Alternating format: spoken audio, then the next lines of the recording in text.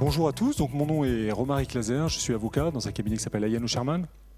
Et donc j'ai la joie, le plaisir d'animer cette table ronde avec des grands esprits, puisque nous allons parler d'innovation.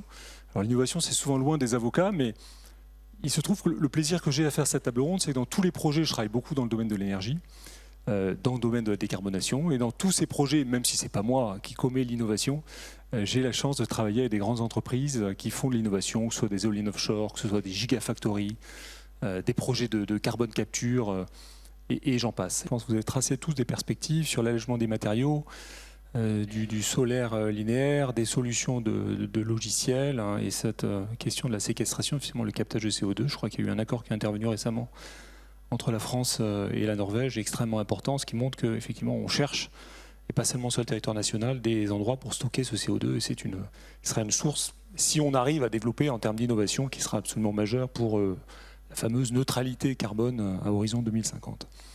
Donc beaucoup de diversité, je crois que tout ça est beaucoup d'inspiration dans tout ce que vous avez dit.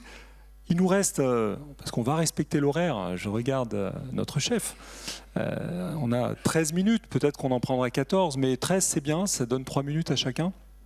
Sur la fin de cette table ronde, réfléchir aux défis et les attentes vis-à-vis des pouvoirs publics. On est au ministère des Finances, c'est le moment de faire une liste de courses. Et pas seulement pour de l'argent, et je crois qu'on a déjà discuté avant cette table ronde tous ensemble, finalement, qu'est-ce qu'on doit attendre des pouvoirs publics? Les pouvoirs publics sont légitimement en droit d'attendre un certain nombre de choses, et vous les avez décrites de la part du secteur privé, mais qu'est-ce qu'on peut attendre de la part des pouvoirs publics? Mais je crois que là, ce qu'on vient de dresser les uns et les autres, même très rapidement, sur la simplicité, la stabilité, la constance qu'on peut attendre de l'État, avec ce que j'ai indiqué sur la question démocratique, qui crée une tension avec la constance, que vous indiquez, le rôle du consommateur, c'est très important. Je crois que là, on a un panel, non pas de solutions, mais on va dire d'éléments qui sont des déterminants importants pour le succès des innovations dont vous avez tous parlé. Sur la question de est-ce qu'il y a besoin d'aide pour lancer des innovations, j'imagine que vous lancez tous des innovations sans avoir des aides, mais quand on fait un projet, on va dire avec des CAPEX, des capital investment qui sont relativement élevés, on ne lance pas un projet s'il n'y a pas une forme de rentabilité qui demande un certain nombre d'aides.